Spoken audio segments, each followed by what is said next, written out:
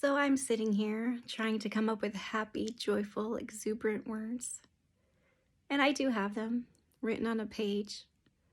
But right now they seem like they would be a little false because sometimes the things that we go through in life, yeah, it'd be great to say that we can always be happy, we can always be joyful, we can always live from that mountaintop experience. But sometimes we walk through valleys. And I feel like I would be doing a disservice to you to pretend that I'm always living on a mountaintop. I wish I could say that I did, but life is a little bit like a roller coaster ride, and we go up and we go down. And there are times I wrestle with things. I'm human. And one day, as I was looking to the sunrise, and I was just kind of praying in my heart, like, God, I want to believe that your mercies are new every morning. But right now, it doesn't feel like that. In this moment of pain and suffering and mourning things that never seem like they're going to come to fruition, it's hard to see your goodness, God. And oh, how I want to believe that one day I'm going to dance on the other side of this shore of this circumstance. But right now, it doesn't seem possible. And then he just kind of encouraged me in that moment that you don't always have to think everything is great and wonderful and pretend.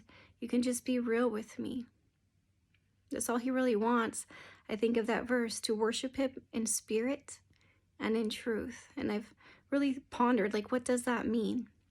And for me, it means that to truly worship him with everything we are, we first have to be real with him and how we're really feeling. Of course, he already knows, but there's parts of our heart that we hide away and we pretend to be joyful and exuberant.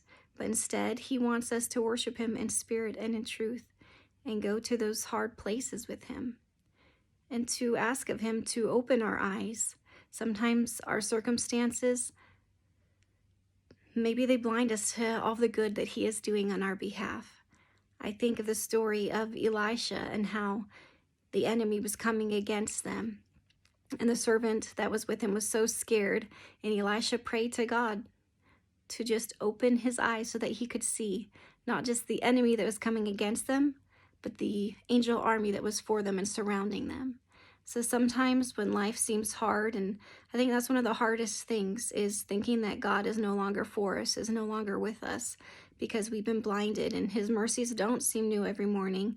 We just can't see even a glimpse of his goodness. So maybe we just need to pray, God, please open our eyes so that we can once more see how you're fighting for us. And to also know it's okay to have brokenhearted prayers. Sometimes I think we have to wait till we get to the certain place and then we can pray from this, oh, our Father who art in heaven and all these glorious things. But sometimes I think the best way to praise him is in our reality, in our brokenhearted prayers. He's going to meet us right there. He's going to open our eyes to see things. And he's going to show us that he is giving us mercies every morning. I hope you guys have a great day, and I'll talk to you later.